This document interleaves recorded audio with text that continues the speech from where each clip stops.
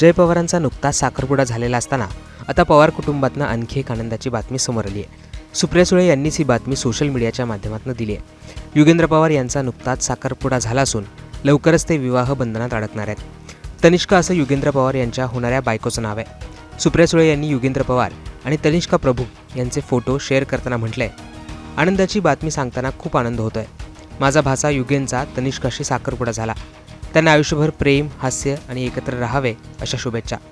कुटुंबात तनिष्काचं स्वागत करताना आनंद होतोय असं देखील सुळे त्यांच्या पोस्टमध्ये म्हणाल्यात। तनिष्का या मूळच्या मुंबईच्या त्यांचं शिक्षण हे परदेशात झालंय।